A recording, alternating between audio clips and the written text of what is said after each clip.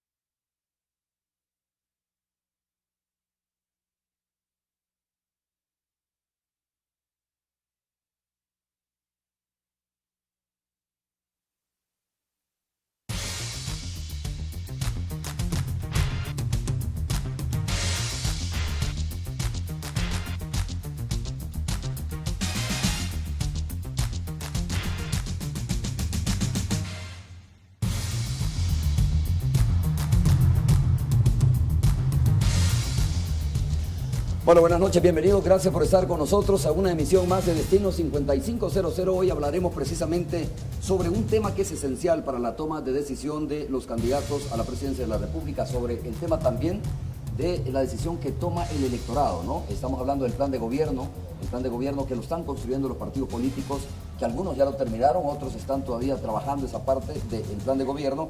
Y para ello tenemos esta noche a Miguel Ángel Simán, coordinador general del Plan País del Partido Alianza Republicana Nacionalista Arena. Me explicaban, y yo quiero decirlo también, Miguel Ángel, que me decían, alguien que tú eres o estás o fuiste buscado por el partido desde la sociedad civil para recoger insumos de la sociedad civil, ¿no? Eso me lo aclaró alguien de comunicaciones. Y bueno, y está también Marcos Rodríguez, también Marcos, director ejecutivo de Diálogo País por el Partido Frente Farabundo Martí. Muchas gracias, Marcos. Y también de la sociedad civil. Y también de la sociedad civil. Muchas gracias por estar con nosotros, bienvenido. Gracias, Romeo, un gusto. Marcos también. Gracias. Muchas gracias. Romeo. Tenemos un grupo bien significativo, muy representativo de estudiantes de la Universidad José Matías Delgado, que están con nosotros esta noche. Usted los va a ver en pantalla. Ellos van a tener participación muy activa en el programa y esperamos que así sea en los próximos 3 bloques o a partir del segundo bloque, si usted quiere. Más adelante también tendremos la parte interactiva de la pantalla, donde hay 6 recuadros y tendrá nuestros dos invitados que posicionarse junto a ella y, bueno, emitir opinión sobre los rostros o personajes que aparecen en determinado momento en ese lugar. Quiero comenzar preguntándote a ti, Marcos, ¿qué han encontrado ustedes en esta consulta que han hecho a nivel nacional? ¿Qué ha encontrado el FMLN? ¿Ha encontrado indignación? ¿Ha encontrado satisfacción? ¿Qué ha encontrado en estos insumos que se convierten al final en el plan de gobierno? No, por el contrario, lo que hemos encontrado es una gran voluntad de participación de parte del pueblo salvadoreño. Yo creo que cuando uno ve un poco en las redes sociales la crítica al sistema político, la cual de por sí es muy positiva, ¿verdad? Presiona para comportamientos mejores, uno siente que hay una especie de desilusión generalizada del sistema político. Sin embargo, a pesar de que existe ese espíritu crítico, cuando vienen las elecciones y nosotros tomamos la iniciativa de diálogo de país, o sea, de hacer una convocatoria muy amplia, ¿no?, externa al FMLN, para la participación de distintos sectores de la sociedad, ¿no?, encontramos una participación muy, muy amplia. Es decir, se visitaron 600.000 casas pidiendo una carta con posición sobre lo que debería ser el próximo gobierno, ¿no?, y más de 204.000 personas respondieron por escrito, 1 de cada 3 casas visitadas, lo cual, es decir, habla muy bien del pueblo salvadoreño, ¿no? Hay gente que ha comentado que este es de los países que tienen más programas de este tipo, de discusión y debate político. Es decir, yo creo que es una sociedad crecientemente politizada, desde los acuerdos de paz, y que eso es una excelente noticia para la democracia. Y esta es una consulta que va más allá de la estructura de los partidos, entiendo, ¿no? Bueno, por parte nuestra absolutamente, tiene otros símbolos, tiene otra nomenclatura, hay un consejo consultivo con personas del sector privado, de la sociedad civil, ¿verdad?, que fue presentado en su momento, y yo mismo soy una persona que definitivamente he estado en el gobierno, estuve en la sociedad civil, interactué con Miguel realmente cuando tú eras presidente del FISDL, ¿verdad? Claro que sí. Pero el hecho de que uno sea de la sociedad civil no quiere decir que no tome opciones políticas. Las elecciones es un momento clave para la sociedad en que todas las personas tomamos de una u otra manera opciones de cara a cómo debe gobernarse el país en los próximos años. Pues mira, Romeo, la verdad es que nosotros hemos encontrado también una gran disposición de la gente de participar. La gente quiere opinar sobre su destino, opinar sobre lo que está pasando en El Salvador y sugerir alternativas de solución.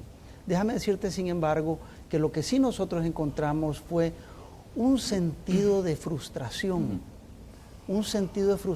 que nace de la falta de rumbo, de la inseguridad que se está viviendo en El Salvador, que nace de la polémica que se ha generado en nuestra sociedad en los últimos años especialmente. Y ese sabor, de alguna manera, tiene a los salvadoreños un poco apagados, quisiera decirlo de esa manera. ¿Indiferentes quizás? ¿Apáticos a esto? Yo creo que apáticos particularmente, y lo digo con el mayor respeto, apáticos a la política. Están un poco a disgusto porque se sienten traicionados. ¿En qué sentido y por quién? Mira, yo creo que en general, no quiero ser aquí específico, quiero ser en general, de alguna manera los salvadoreños están sintiendo que llevábamos un rumbo construyendo democracia y que de alguna manera ese sueño se perdió en algún momento. Y al no tener esa sensación de rumbo, lo que está sucediendo pues es que se genera mucha ansiedad, mucha especulación. Nosotros nos acercamos a todos los sectores, hicimos una visita a lo largo y ancho del territorio, visitamos a los diferentes sectores, en efecto, estuvimos en el campo, visitando comunidades bien pobres, visitando de occidente a oriente, reuniéndonos con sectores profesionales, reuniéndonos con gremios, hemos visitado centros de pensamiento, hemos visitado los hospitales, las unidades de salud, hemos visitado las escuelas, hemos visitado, bueno, en fin, hasta centros penitenciarios de rehabilitación. Nos interesaba constatar cuál era la realidad. Y sí, déjame decirte que notamos en efecto que la gente tenía miedo al principio, pero una vez tú rompías... Ahora, no es la primera vez que se hace una consulta de este tipo, ¿no? Bueno, mira, nosotros no hemos hecho una consulta. Nosotros hemos construido un plan, que para nosotros es una percepción diferente. ¿Qué está haciendo lo que ha hecho el FMLN? No puedo opinar por lo que Marcos ha coordinado. Lo que sí te puedo decir que nosotros lo que hemos hecho es un proceso de elaboración, es un proceso de construcción. Nosotros nos sentamos a la mesa sin prejuicios y fuimos al campo a escuchar a los salvadoreños. Queríamos saber qué estaba pasando. Okay. Y en ese sentido no hemos consultado nada porque para nosotros la concepción de consultar tiene que ver con que me saco de la manga, digamos, un documento o una propuesta y la consulto. Nosotros empezamos con el papel en blanco. Era importante el concepto escuchar. Es distinto. Marco, ¿cómo le explican ustedes esto, ¿no? Que dice, bueno, nosotros hemos trabajado... Es una consulta, pero es una consulta y voy con una cuestión ya armada y le digo, ¿le parece o no le parece esto? Y él dice que la mecánica es distinta, la que ha aplicado en este caso, digamos, las personas que estuvieron trabajando. Bueno, en el caso nuestro, como te digo, no tuvimos impuesto ningún modelo, ningún formato, fuimos al campo a escuchar, tomamos nota, discutimos, debatimos, trajimos los insumos a las mesas de trabajo, mesas especializadas. Es bien interesante la mecánica, ¿no? De cómo se recoge esa información, cómo se construye un plan de país. Bueno, nosotros sí estructuramos preguntas generadoras, espacios de consulta, espacios de diálogo. La palabra consulta en realidad es una palabra bastante gastada y es un poco unilateral. Quiere decir que usted pregunta y le responden. Nosotros le hemos apostado a generar espacios de diálogo. En algunos casos, como las de las cartas que estaba mencionando, son propuestas o juicios de valor de la gente con respecto al gobierno, lo bueno, lo malo, lo feo y lo que habría que hacer en el futuro. Pero también, ¿no?, se hicieron más de 400 reuniones con 80.000 personas en mesas consultivas sobre 43 temas distintos, con gente especializada de distintos sectores, en el exterior, en 40 ciudades de 17 países, o sea que nosotros lo que le apostamos es al diálogo en el entendido, tal como lo ha dicho Salvador, ¿no?, que hay una especie de crisis en cuanto a la modalidad de relación del sistema político con la ciudadanía y que la gente está pidiendo a gritos mayores niveles de participación, una relación más permanente con el sistema político y espacios de diálogo que son fundamentales Marcos, para la construcción de la democracia. ¿Han percibido, han encontrado también lo que decía Miguel Ángel Simán, la apatía, la indiferencia o la falta de rumbo que tiene este país? No, nosotros encontramos... ¿O fueron a otros lugares ustedes y a lo mejor la consulta que hizo Miguel Ángel Simán fue en otro país? Yo creo que la situación no es blanco ni negro. Y la gente, por supuesto, hay mucha gente que participa en distintas consultas, pero también la gente participa por afinidad. ¿Qué encontramos nosotros? En primer lugar, un apoyo profundo a los programas sociales de este gobierno.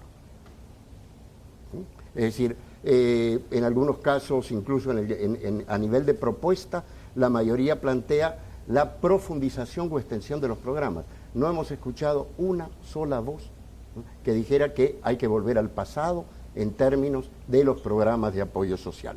También hemos encontrado, ¿no?, una disconformidad con respecto al empleo. La gente quiere más empleo, no quiere solo subvenciones y apoyos, sino que quiere mayores oportunidades de empleo. Este gobierno generó empleo, 90.000 empleos formales, 30.000 en el agro, pero de acuerdo al crecimiento de la población económicamente activa no son suficientes. Y también encontramos un sentimiento de que este problema de la seguridad es un problema que ha rebalsado la institucionalidad del Estado, ¿no?, que nunca se resolvió ni con manos duras, ni con manos súper duras, tampoco se resuelve con manos blandas, y la gente le está pidiendo al Estado, ¿no?, una solución que ellos no encuentran. Y que tampoco la ¿verdad? tiene muy claro, entiendo ya hasta ahora, tampoco la tienen muy claro los candidatos a la presidencia, y tampoco queda clara después de esta consulta que han hecho los partidos políticos. Bueno, la gracia... De cómo resolver, de cómo enfrentar esto, digo.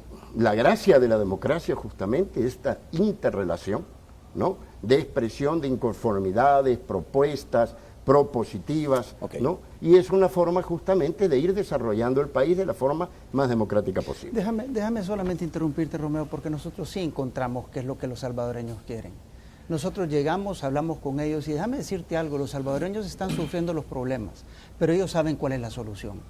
Y cuando tú escuchas a fondo, te das cuenta que ellos te guían, te orientan, te dicen por dónde está la solución. Y déjame decirte lo siguiente, nosotros hemos encontrado que el tejido social se ha roto, especialmente a nivel local. Hay que rehabilitarlo. Las familias, las comunidades han perdido control del territorio y ciertamente, probablemente las fuerzas de seguridad. En ese sentido, nosotros sí estamos claros cómo se tiene que resolver el problema de seguridad.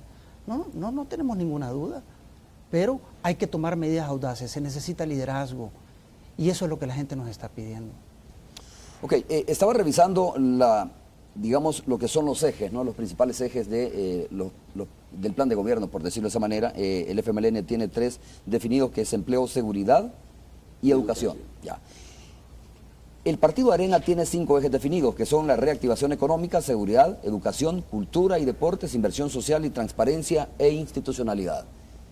¿Esto qué significa, Marcos? Que es más incluyente esta consulta que está haciendo el Partido Arena que la que está haciendo el partido FMLN, cuando define nada más empleo, seguridad y educación como los 3 ejes principales. No, nosotros no hemos definido 3 ejes, sino 10 ejes y 3 prioridades. Los 10 ejes son educación, seguridad, empleo, ¿no?,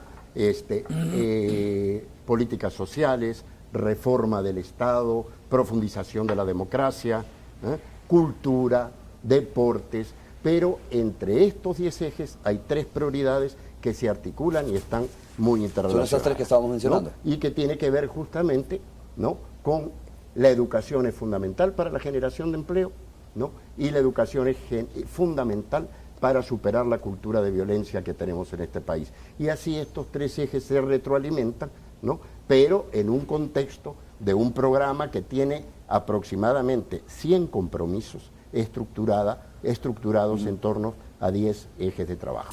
Oiga, están hablando de lo mismo cuando hablamos, digamos, con los diferentes partidos políticos, cuando hablamos incluso con los candidatos a la presidencia, sabemos que los problemas siguen siendo los mismos, ¿no? De inseguridad, de educación, de empleo, etcétera. Digo, ¿está entre ustedes la diferencia de cómo se resuelve esto? Porque al final van a concluir, entiendo yo, en lo mismo. Ustedes tienen una radiografía ya del país.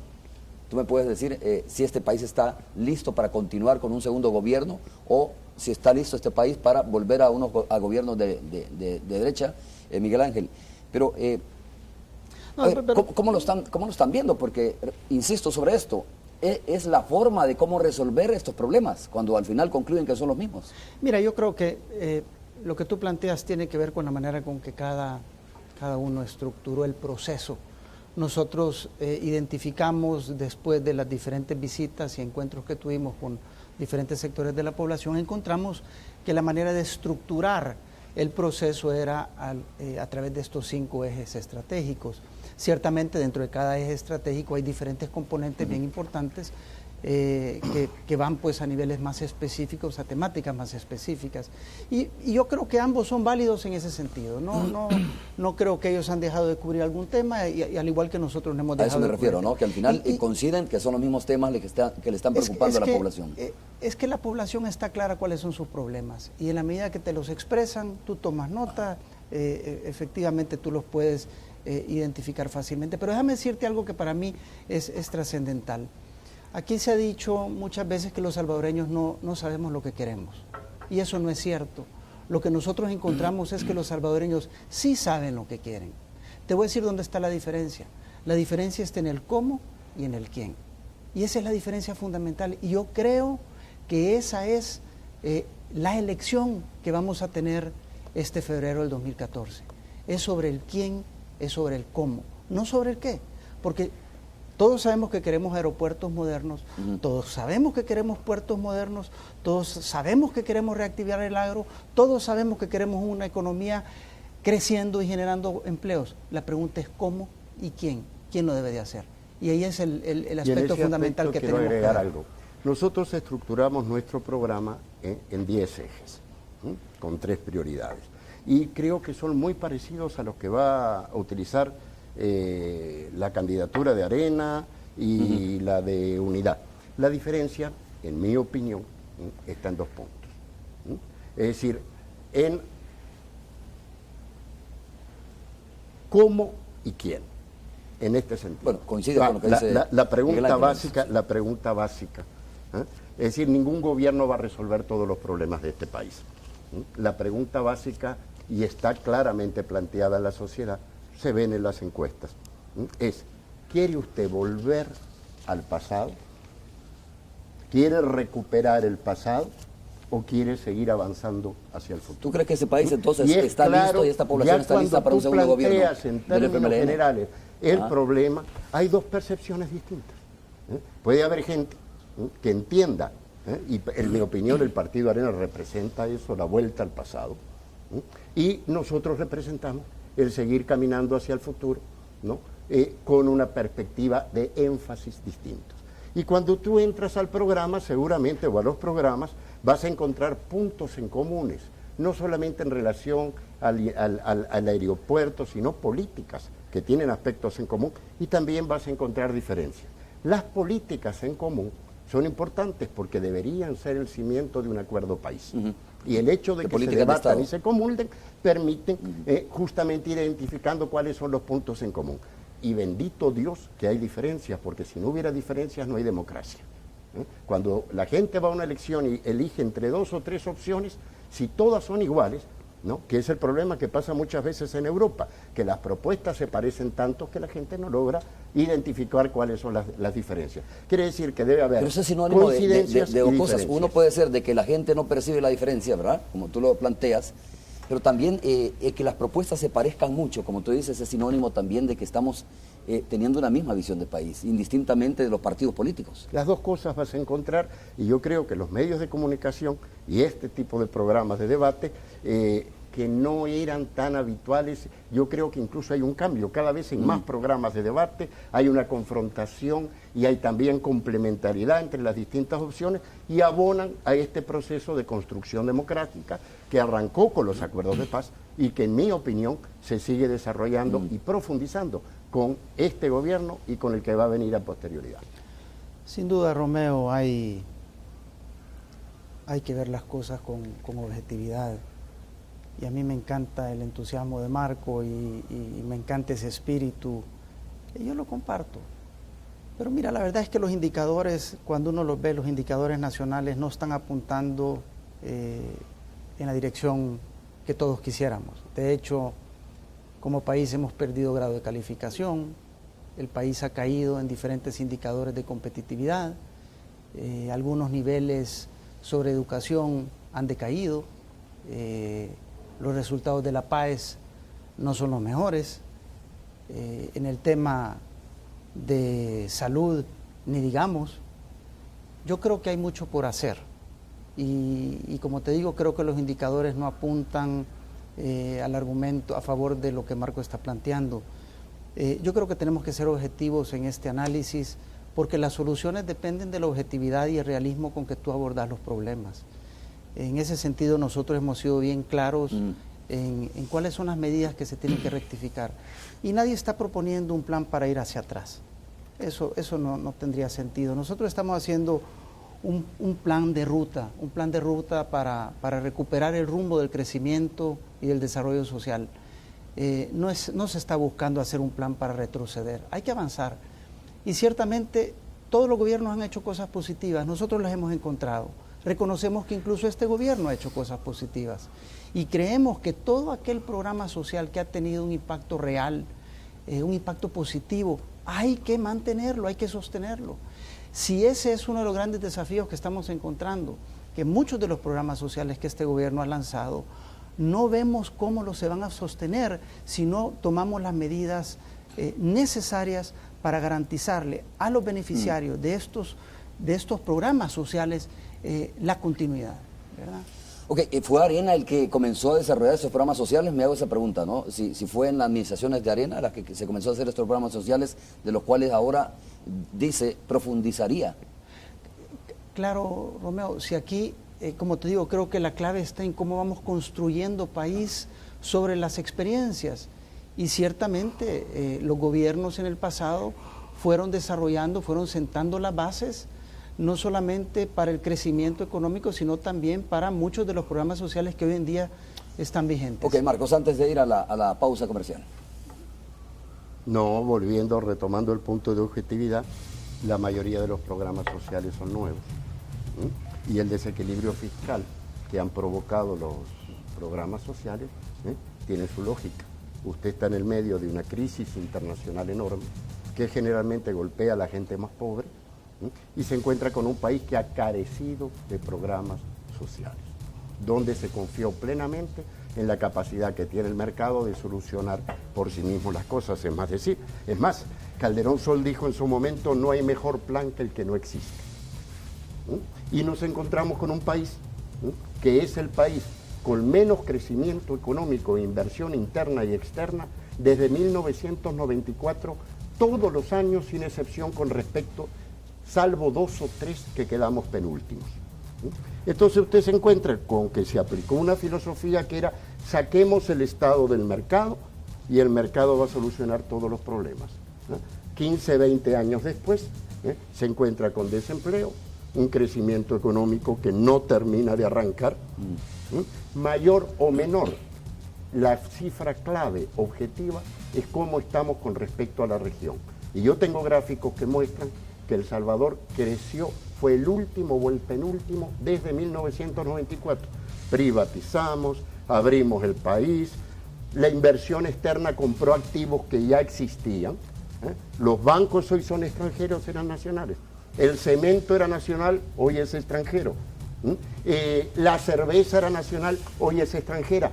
Pues chica, vendimos el país y sin embargo no tenemos empleo. Ese señores, no es un problema coyuntural de este gobierno, ese es una estructura, una forma, una filosofía en cuanto a cuál es el papel del Estado, cuál es el papel del mercado y si se necesitan o no, políticas sociales. Y en este sentido quiero terminar diciendo que las comunidades pobres que tú has visitado son las mismas que existían hace 15, 20, 30, 50 o 100 años.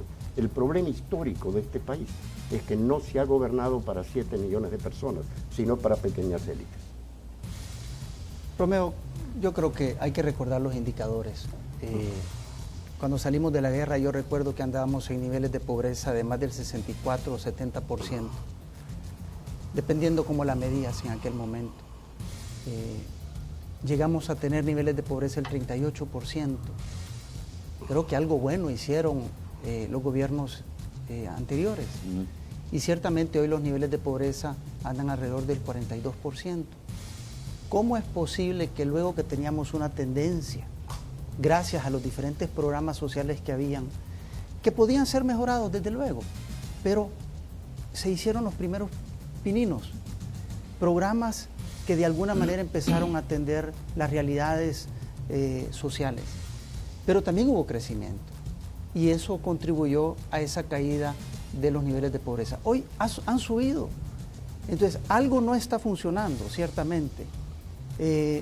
Yo creo que el tema de la pobreza es un tema sumamente importante y tienes que comprender que combatir las condiciones de la pobreza requiere de mucha información, requiere de muchos esfuerzos para poderla focalizar, para poderla atender a través de programas de intervención que vas perfeccionando en el tiempo, en la medida que tú vas reduciendo esos niveles de pobreza.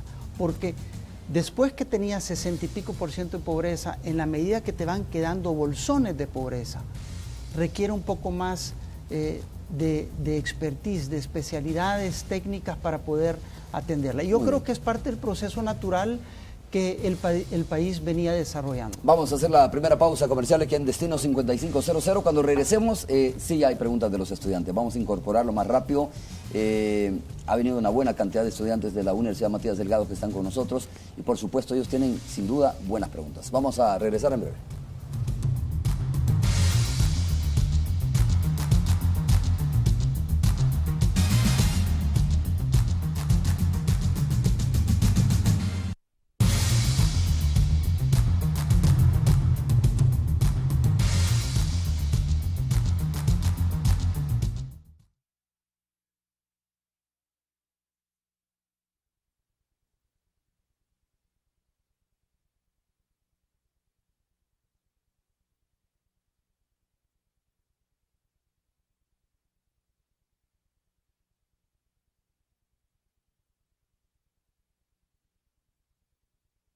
En el momento que le está dando su respuesta, usted corre el micrófono porque la niña que está atrás, esa va a ser la otra pregunta. Por favor. Ella le pasaría el micrófono.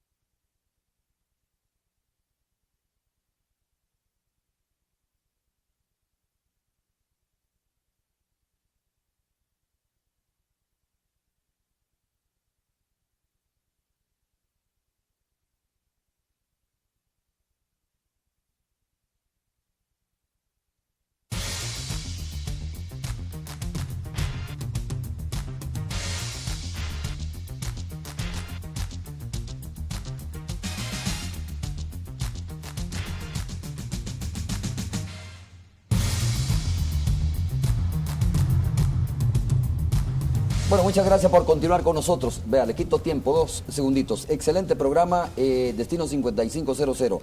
No había tenido oportunidad de verlo, dice una amiga que nos escribe, Yasmín, que nos está viendo en este momento. Y alguien también me comenta a través de las redes sociales, el Twitter, que por cierto hay varios comentarios, me comenta que sí, porque tenemos a estudiantes, solo estudiantes de la Matías Delgado acá. Bueno, tienen todo el derecho. Vamos a tener también estudiantes de la Universidad Nacional, de las demás universidades, de asociaciones de jóvenes. Vamos hasta finales de enero más bien con este programa, ¿no? Entonces tenemos mucho tiempo y ahora sí fue el turno o es el turno de los estudiantes de la Matías Delgado. A ver, buenas noches, te escucho y nos dices tu nombre y a quién va dirigida la pregunta. Buenas noches, mi nombre es Andrea García y mi pregunta va dirigida a Marcos. Y gracias por incluirnos, esto siento que es una gran oportunidad para nosotros. Marcos, estaba viendo que tú tenías un grupo de personas que lideraban el diálogo de país. Entonces, me doy cuenta que son personas muy preparadas, son profesionales. Pero ¿por qué no incluir a jóvenes estudiantes o jóvenes profesionales entre las personas que están a cargo de esta mesa de diálogo? Okay. Mira, hay un consejo ciudadano asesor, ¿sí?, donde la mayoría de las personas tienen más de 30 años, es cierto. ¿Sí? Y es porque lo buscamos en torno a personas que ya tienen un cierto reconocimiento a nivel social. Pero uno de los sectores más consultados fue la juventud. ¿Sí? Es decir, más de 4.000 estudiantes y jóvenes participaron en actividades específicas y hay una mesa de diálogo de las 43 que se formaron que discutió específicamente temas sobre la juventud. Yo en lo personal creo que la juventud no solamente juega un papel en términos profesionales, sino que es la expresión de el no estoy conforme y este mundo puede ser mejor, y que en ese sentido es un contrapeso y un elemento fundamental para el desarrollo. Muchas gracias, de la sociedad. Marco. Vamos a escuchar una pregunta más, por favor. Adelante. Hola, mi nombre es Tania Grande y soy de una organización de jóvenes, así que también aparte de estudiantes estamos aquí presentes. Qué bueno. Mi pregunta va para el señor Simán.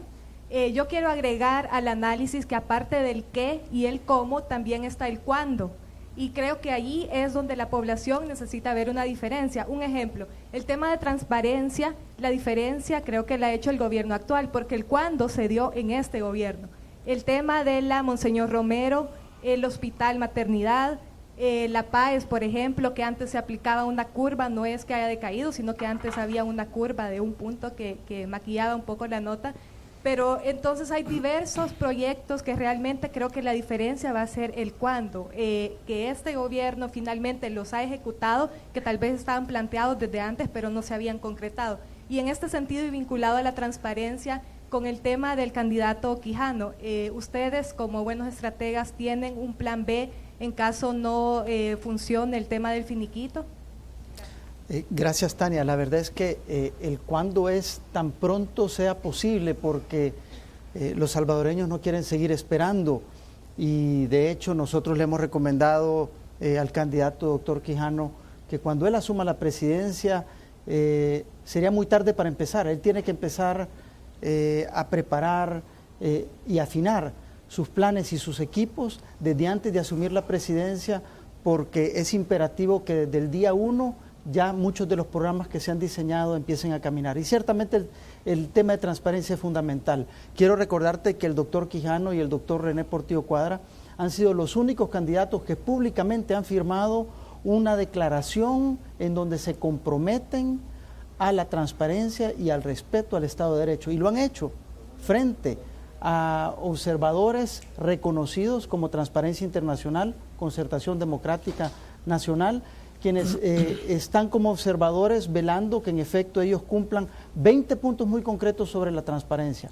Ahora, yo creo que también tú comprendes que en este ámbito electoral, desafortunadamente, muchos de los casos se están manipulando políticamente para tratar de afectar, para golpear, como han dicho muchos de otros partidos, para golpear al candidato en este proceso. Muy bien, hay una pregunta más, ¿verdad? Adelante, te escuchamos.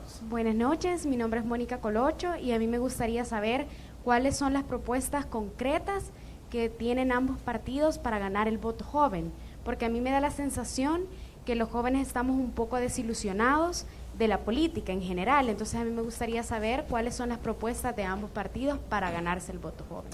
Muy bien. Marcos, si quieres comienza contestando tú y después Miguel Ángel. Bueno, nosotros tenemos 4 propuestas básicas. En primer lugar, incrementar la participación de la juventud en la política. No solamente en los temas que tienen que ver con la juventud, sino en otros temas que se ven de forma distinta cuando uno lo ve desde una perspectiva joven. En segundo lugar, estimular las oportunidades de estudio. Estamos planteando la tarjeta joven. La gente joven que estudia depende en la mayoría de los casos de los ingresos de sus padres. Y es necesario que haya un esfuerzo desde el sector público para equilibrar las oportunidades de estudio por parte de los jóvenes en todos lados del país. Estamos planteando la universidad digital también. Hay muchísima gente en esas comunidades pobres que no tiene posibilidad ni de pagar el boleto de bus para ir a la universidad. En tercer lugar, nos parece que es fundamental que se generen espacios. Estamos hablando de Ciudad Joven, pero no tanto con una perspectiva de asistencia, sino de interacción, convivencia, de arte, de creatividad, de intercambio, de fomento de los grupos jóvenes. Y en cuarto lugar, estamos pensando, ¿no?, en la creación de oportunidades. Ya planteé los 4, ¿verdad? Es decir, pero en quinto lugar estamos planteando el asunto de crear, fortalecer los mecanismos del gobierno, ¿no?, en los cuales hay participación de jóvenes. Marcos, muchas gracias. Miguel Ángel. Mónica, muchas gracias. Yo te voy a responder no pensando en tu voto, pensando más bien en que tú sos el futuro de este país. Y en ese sentido quiero que sepas que nosotros estamos haciendo un plan de manera responsable porque queremos invertir en vos y en todos tus colegas, amigos, en todas las generaciones de jóvenes que son el futuro de El Salvador. Y te lo digo genuinamente. Y por eso estamos bien claros en que tenemos que invertir en tu educación, tenemos que invertir en espacios para que tú puedas desarrollarte en todas tus dimensiones. Tenemos que asegurar especialmente, lo digo porque sos mujer, tenemos que asegurar espacios para las mujeres en este país que están demandándonos más espacios de participación. También queremos asegurar que estamos implementando diferentes programas para los jóvenes. Te menciono 2 de ellos. El primero es Mi Primera Oportunidad. Busca, en efecto, fomentar que tú puedas encontrar trabajo pronto, antes de tus 25 años, como una especie de pasantía, con diferentes empresas que te puedan dar esa oportunidad de adquirir alguna experiencia para iniciar tu carrera profesional. Por otro lado, estamos desarrollando también el programa que hemos denominado Mi Primera Empresa, para aquellas lideresas, así como también para aquellos empresarios que están bien entusiasmados en montar sus pequeñas empresas, tienen grandes ideas, muchas veces en tecnología o en otros rubros, y que quieren hacer algo, pero necesitan un apoyo, ya sea en asistencia técnica, capital semilla, algún tipo de financiamiento. De todo un poco queremos hacer, pero en efecto lo que queremos al final del día es invertir en vos y en todas las generaciones de salvadoreños. Marco, probablemente no les corresponda a ustedes contestar esta pregunta, ¿no? Pero igual me gustaría escuchar su opinión, la opinión de ustedes al respecto. Cuando ustedes se plantean o elaboran un plan de gobierno, supongo yo que también están pensando si tiene soporte económico este plan de gobierno, ¿no? Si es financiable este plan de gobierno, porque le puedes poner los mejores propósitos, los mejores ejes, pero al final si no tienes la plata para resolverlo, para soportarlo, de nada va a servir. Pregunto, comienzo contigo, Marcos, ¿de dónde va a salir la plata para financiar estas propuestas que ustedes le han hecho a los candidatos o a sus partidos? Bueno, o a los candidatos, ¿no? En todo caso. Bueno, Salvador Sánchez Serén ha planteado en diversas oportunidades que hay 3 grandes estrategias. La principal es apostarle al crecimiento. El FMI dice, según sus estudios, que por cada punto de crecimiento en el Producto Interno Bruto se puede producir un incremento de 1.1 en las finanzas públicas. El segundo punto tiene que ser seguir combatiendo la elusión y la evasión fiscal. Este gobierno la ha reducido significativamente y es comprensible que haya molestias, es decir, incluso hay sectores que han hablado quizás de un poco de acoso, pero indudablemente es necesario un ajuste y un mayor compromiso y equidad fiscal. Y la tercera medida, que ha sido la más publicada en los medios de comunicación, tiene que ver con Petrocaribe. Y lo de Petrocaribe, ¿no?, quiero decirlo claramente, esa es una de las apuestas fundamentales de Nicaragua realmente. Uno de los motivos por que Nicaragua está creciendo, ¿no?, es porque lograron manejar financieramente la factura del petróleo y no solamente postergar el pago con bajos intereses, sino poder pagar con producción. Nicaragua está exportando barbaridades en términos de productos agropecuarios. Entonces, nosotros le vamos a seguir apostando al Fomilenio, a la inversión en la zona sur, a los recursos externos, pero también a un manejo de la deuda. Ahora, esto, ¿no?, de Petrocaribe, ¿no te parece una cuestión de corta visión, digo, de financiamiento? No, en el sentido de que si cambia, por ejemplo, el gobierno en determinado momento en Venezuela, pues obviamente no sabemos qué va a pasar con Petrocaribe. Bueno, si cambia el gobierno en Estados Unidos, ¿crees tú que se caería el Fomilenio? Pero es distinto, Mario. No, Es es decir, decir, hay una políticas- apuesta, por ejemplo, del actual gobierno de Venezuela a ayudarle a estos países, ¿no? Pero este gobierno que está de turno, Bueno, o sea, ese es si un llega punto. a futuro, si ¿Eh? llega, por ejemplo, otro gobierno que no sea este, A ver. creo yo que las condiciones pueden cambiar. Las condiciones pueden cambiar, pero básicamente son acuerdos entre países. A ver, República Dominicana está en Petrocaribe, Guatemala tiene acuerdos con Petrocaribe, Honduras tiene acuerdos con Petrocaribe y Nicaragua quizás es el país que ha trabajado más esto. ¿Cuál es el punto? Nuestro país tiene una factura petrolera de 1.600 millones de dólares al año y lo que este país exporta al año son 3.000 millones. Quiere decir que más de la mitad de todo lo que lo exportamos lo consumimos en petróleo.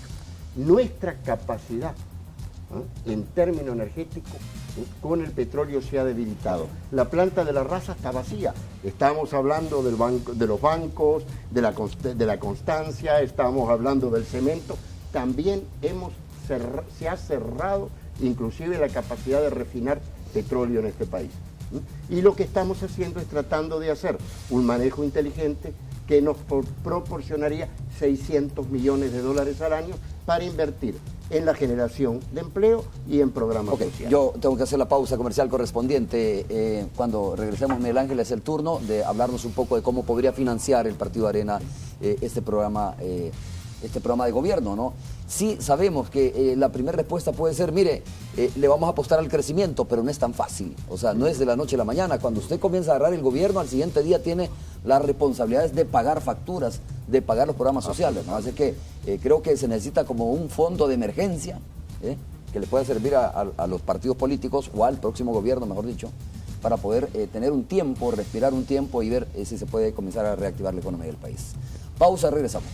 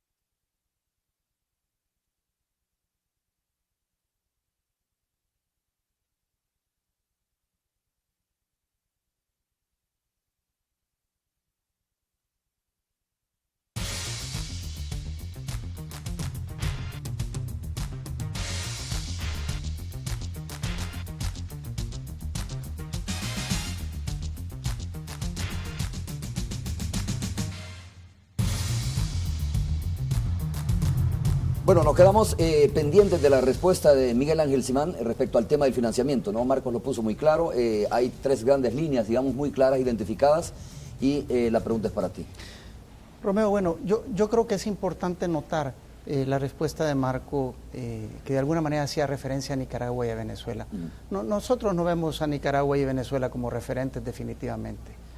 Además, creemos que las oportunidades están en otros lugares, en países donde se han desarrollado de una manera más sostenible, en países donde sus economías han crecido de manera acelerada, gracias al involucramiento y al apoyo que se le da al sector privado, gracias a buenas políticas sociales y buenas políticas públicas en general que el gobierno debe de estar impulsando. Nosotros estamos claros, mira, no hay que engañarse, ¿verdad? Todas las correas salen del mismo cuero, dice el dicho, y no podemos estar pensando que la ayuda va a venir de aquí, que la ayuda va a venir de allá. Hay que tener confianza en los salvadoreños. Los salvadoreños tenemos capacidad, los salvadoreños podemos producir, los salvadoreños tenemos las agallas y tenemos el liderazgo para salir adelante. Esa ha sido nuestra historia.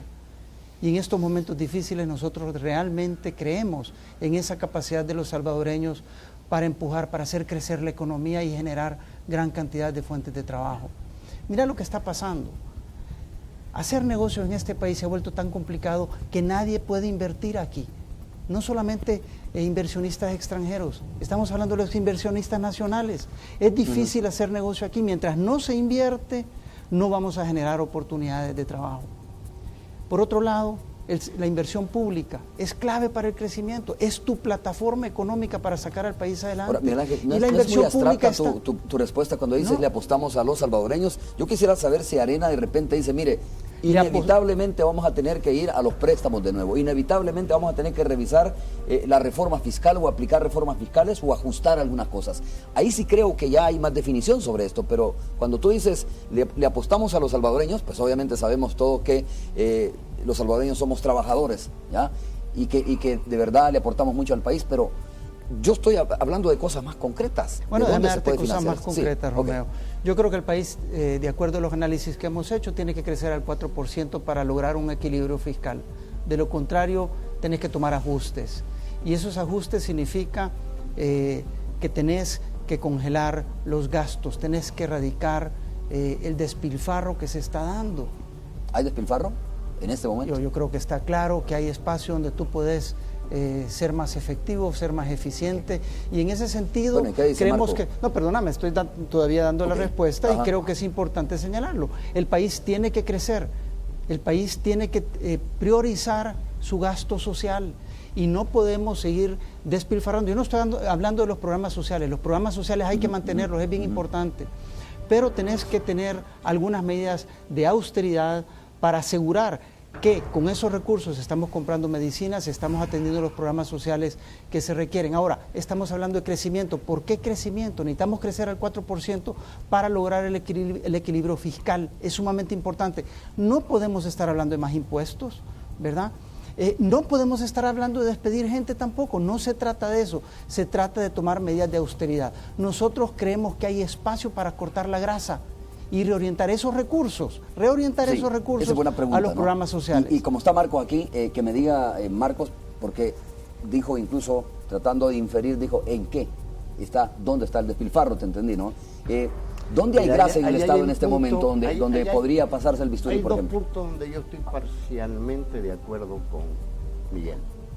El primero es que es necesario mayores niveles de austeridad en los funcionarios públicos.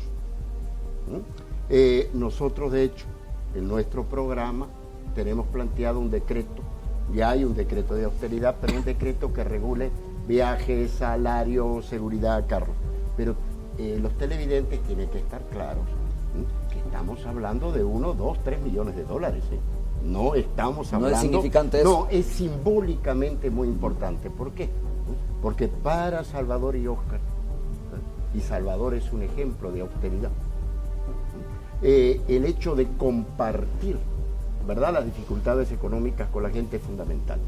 Para mí eso fue muy importante y así funcioné cuando era representante de Transparencia Internacional en El Salvador y cuando fui subsecretario de Transparencia. también hay que disminuir la corrupción de los gobiernos anteriores. Maternidad la estamos pagando 2 veces, la Diego Dolguín la estamos pagando 2 veces, y son millones de dólares. Entonces, yo lo que creo es que lo que el país debe buscar son las oportunidades de negocios para salir adelante. Y eso no tiene nada que ver con ideologías, lo quiero aclarar. Uno de las mayores contrapartes de Estados Unidos es China.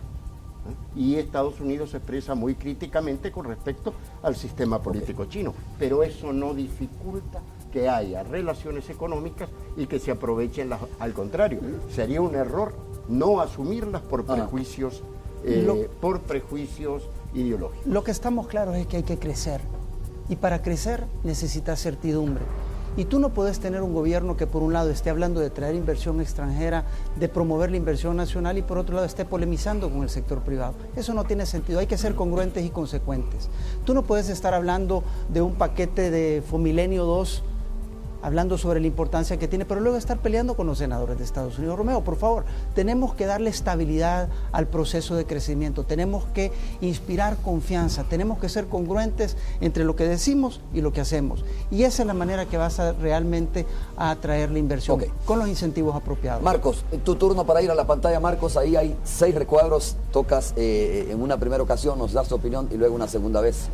Queremos escuchar la opinión de las personas que van a aparecer ahí. 2 me tocan. 2 te tocan a ti. Ahí está, por favor. Del 1 al 6 tú puedes escoger obviamente el que te parezca y nos das tu opinión. ¿Qué significa para ti o para el partido para el cual tú estás trabajando? Jorge Nieto, Jorge Isidoro Nieto. Que está en una situación muy difícil. Tarde o temprano se debe rendir cuentas. Y yo lo lamento, para mí no es un problema personal. Yo he visto otro ministro esposado y realmente pena me da. Yo creo que el problema no es solo meter gente presa, es cambiar las reglas y las modalidades en este país. Vamos a una segunda oportunidad. Marcos. Bueno, elige bien. Sigamos en línea. Vamos a ver. Banda Piñato. Significa 2 cosas. En primer lugar, la primera dama que hace de la equidad social y de la inclusión de la mujer un derecho, no una misericordia. Es la primera vez que hay un gobierno que en este país dice: aquí nos incluimos todos porque es derecho de todos, no porque soy misericordioso con los niños o con las mujeres pobrecitas o con los sectores. Y en consecuencia, ¿no?, es la persona en el gobierno que tiene más apoyo popular en las encuestas. Muchas gracias, Marco. Muchas gracias, Marco. Y le toca el turno a Miguel Ángel, por favor. Yo Miguel quisiera Ángel. cederle a Tania. Tania, tú bueno, fuiste la primera en hacer una pregunta. Me gustaría que tú escogieras por mí. Claro, no va a responder ella, solo vas a escogerle. Por favor, Tania, desplázate hasta el lugar. Si tú aceptas, Andrea, perdón, quise. Andrea o Tania. Por favor, Andrea. Te cede la oportunidad que lo hagas favor, tú. Dale. Obviamente no estás obligado a responder tú, sino que la responsabilidad de responderle recae a él. El 6, tócalo, por favor. Ahí está, el número 6 es David Munguía Payés, el exministro de Seguridad Pública, actual ministro de Defensa. Bueno, he tenido el gusto de conocerlo, creo que en algún par de ocasiones he estado con él. Creo que es muy difícil tener una opinión clara. Creo que él estuvo mediando con el tema de la tregua. Creo que lo dejaron solo en algún momento. Se dieron contradicciones con el tema de la tregua. Creo que de alguna manera él se vio involucrado en este proceso que se pudo haber manejado con un poco más de sinceridad, Romeo, y no fue así el caso. Bueno, ahora sí, Miguel Ángel, sí, por favor le pido que se desplace. Ahí quedan, creo, 3 números, ¿no? 3 números que puede escoger. El número 1, vamos a ver. Ricardo Perdomo. Lo conozco muy poco, entiendo que estuvo vinculado con la OIE, el Organismo de Inteligencia del Estado, y ahora está a cargo del tema de seguridad. Más allá de eso, no tengo mucho que opinar, Romeo, desafortunadamente. Ok, cuando haya más preguntas me dicen por los estudiantes, pero yo quiero terminar con este tema, Marcos y Miguel Ángel, que igual es un tema que sale cíclicamente en todas las encuestas, ¿no? Y que año por año, y tú ya apuntabas un poco, no se ha podido resolver todavía, y me atrevería a decir que hay poca claridad de qué se debe hacer, si aplicar, voy a utilizar este término, mano dura, de nuevo, regresar a mano dura, a ensayos como ese, o simple y sencillamente apostarle también al tema de la tregua como una pieza elemental importante para poder resolver esta crisis que nos deja 7, 8 asesinatos diarios. Comienzo yo. Comience usted. Bueno, creo que tu punto de partida es excelente. Creo que esta sociedad debe enfocar el problema con humildad. El que diga aquí que tiene la solución en la bolsa, tiene que explicar por qué no lo usó antes. Una de las condiciones de esta elección es que todos rendimos cuenta, todos hemos estado en el gobierno. Y este es un problema que se le ha escapado de las manos al Estado de manera creciente durante estos últimos 20 años. Tiene raíces muy difíciles, ruptura de los tejidos sociales, de la familia, poca inversión social, etcétera, etcétera, etcétera. La apuesta fundamental para nosotros es la movilización de toda la sociedad por la seguridad. Estoy hablando de la policía, estoy hablando de los jueces, de la fiscalía. No puede ser que en este país solo 3 personas de cada 100 que son capturadas tienen un proceso que termina en un juicio condenatorio. Eso significa también, ¿no?, que el Estado apoye a los gestores de paz que existen en las comunidades, ¿no? Los maestros de las escuelas, los pastores evangélicos. Es decir, no solamente en la prevención, hay que crear un sistema nacional serio de prevención de la violencia en el que todo el mundo sienta que puede jugar un papel preponderante. En tercer lugar, es fundamental fortalecer no solamente en calidad, sino en depuración, pero también en apoyo humano a los cuerpos de seguridad. Miguel Ángel. Mira, sin duda alguna, el tema de seguridad tiene que ver con control territorial, Romeo. Y cuando hablo de control territorial no me estoy refiriendo solamente a las fuerzas de seguridad que deben de tener control territorial. Creo que es un tema que tiene que ver fuertemente con la ausencia del capital social a nivel local, tomando control de los espacios públicos, tomando control de sus vecindarios, asumiendo su responsabilidad también. Por eso nosotros vemos que es sumamente importante atender programas de prevención, programas que integren a la comunidad a nivel local, de la mano con los diferentes actores locales, de la mano ciertamente de los gobiernos locales, porque es parte de articular ese tejido del que hablábamos al principio, donde la comunidad tiene control de sus pueblos, de sus cantones. ¿Convertir a los vecinos en una especie de vigilantes? No, no estoy refiriéndome a eso. Es un tema de articulación social, de conocerse. Creo que después de la guerra, creo que muchos vecindarios y con las movilizaciones migratorias que hubieron, muchos de los vecindarios dejaron de conocerse quiénes eran sus mismos vecinos. Creo que hemos descuidado ese aspecto y a través de programas creo que es importante en el tema de prevención. Pero ciertamente hay un rol de control territorial de las fuerzas de seguridad, cambiando sus estrategias, así como también teniendo el equipo adecuado para cumplir su función. Una o dos preguntas más. Una frase. El otro día en una actividad de Fusades, por cierto, Salvador Sánchez Serén parafraseó al PNUD y dijo que esto no se arregla ni con mano dura ni con mano blanda, sino con mano inteligente. Realmente hay que recurrir no solamente a policías, sino a antropólogos, sociólogos, la comunidad, el cura, el pastor. Realmente es un problema de reconstruir la cohesión social de este país. Y para esto, Romeo, es sumamente importante que las fuerzas políticas realmente logren en algún momento tener acercamientos, como Marco lo decía, son temas en donde creo que hay bastante cercanía, mucha coincidencia, ¿no? Mucha coincidencia y se puede construir mucho al respecto. Pero bueno, ¿los candidatos lo están pensando así también, con esta coincidencia, o hay diferencias desde los candidatos de cómo resolverlo? Mira, de parte de Plan País nosotros vemos que este es un tema que tiene que atenderse integralmente.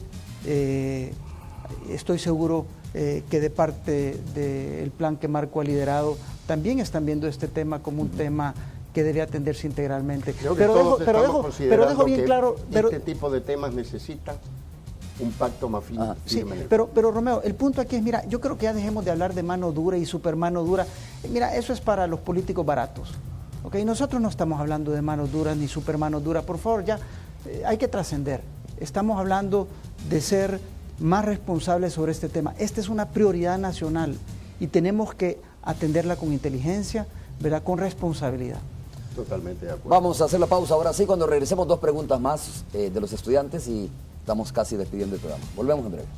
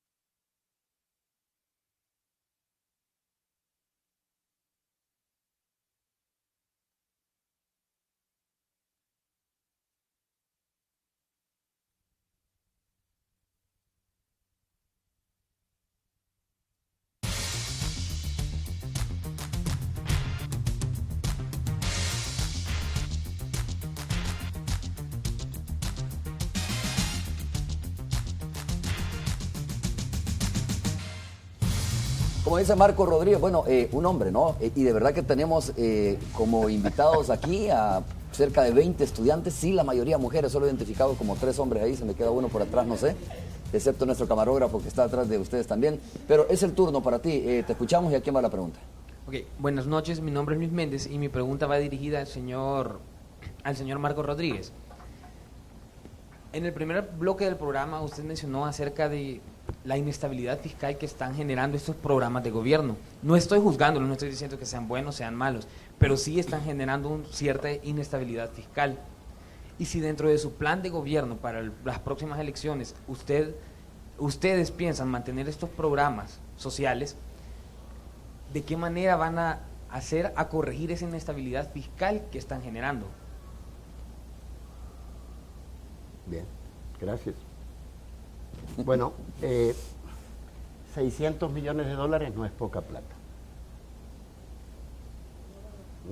Es decir, nosotros hemos planteado claramente cómo vamos a enfrentar esto, cuáles son las medidas, y te cuento algo más. En realidad, Carlos Acevedo, el que fue presidente del BCR, dijo el otro día en una entrevista en un diario matutino, ¿no? El problema fiscal y la deuda de El Salvador es cuestión de niños si la comparamos con la media europea. El problema de El Salvador central no es el desequilibrio fiscal. El problema central es la falta de crecimiento, productividad y empleo. Okay. Entonces, es decir, realmente cuando tú ves las cifras y las comparas con los países, con el mismo... A ver, nosotros no podemos emitir moneda, pero el gobierno de los Estados Unidos emite dólares y dólares. ¿Para qué? Porque es conocido en términos económicos que una de las formas de enfrentar las crisis económicas es con una mayor participación del Estado. Muchas gracias, Marco. Escuchamos la siguiente pregunta. Adelante.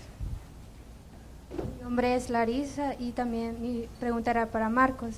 Sabemos que nosotros somos un tejido social, pero lastimosamente ustedes decían que por los años se ha venido roto.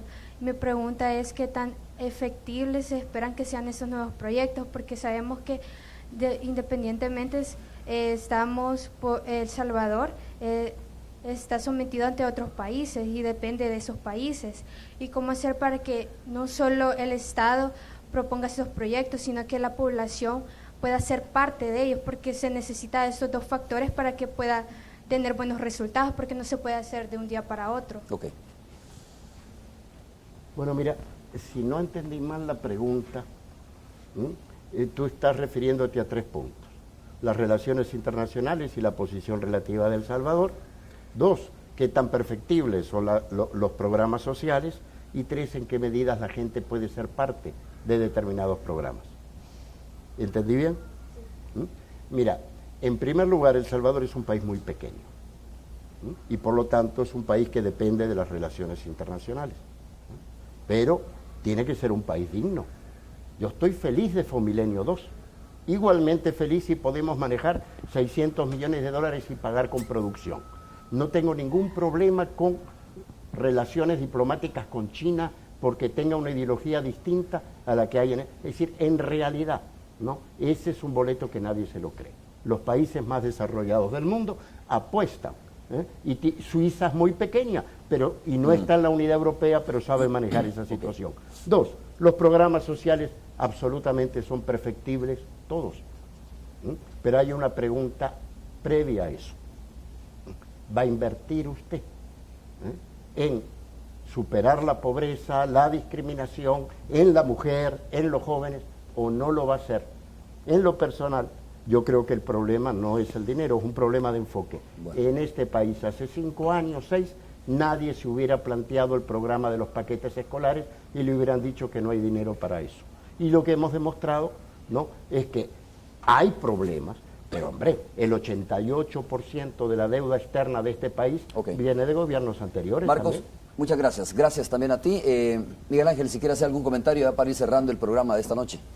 Mira, yo creo que es importante matizar algo que me sorprendía del comentario de Marco, y es que Marco decía que tenemos una deuda muy pequeña en términos relativos cuando nos comparamos con otros países. Yo creo que hay que ser cuidadoso en esto. Estados Unidos también tiene una deuda casi el 100% del nivel de su Producto Interno Bruto. Pero ese no es el punto. Estás hablando de que esos son países que tienen economías diversificadas, fuertes, con una capacidad de generación de tributos para hacerle frente a esa deuda. El problema nuestro es no que haya más capacidad o no de deuda, el problema es que no hay capacidad de pagarla. Y eso es lo que tenemos que cuidar. Y ciertamente tenemos que ser responsables de cómo decimos que vamos a financiar el crecimiento del Salvador. Miguel Ángel, muchas gracias por haber estado con nosotros esta Gracias, noche. Romeo, gracias a ti. Gracias de verdad por haber Gracias a Marco por acompañarnos y también gracias a todos estos jóvenes que están acá en día domingo acompañándonos, así como también Marco, a toda la audiencia. Gracias. Bueno, gracias a ti, Miguel, fue un placer. Ojalá que se repita. Creo que esto es una contribución a la democracia. Sin duda alguna. Te lo estaba diciendo hace un rato. Bueno, y un aplauso para los jóvenes. A todas, ¿te parece? y todos. Gracias por haberme acompañado.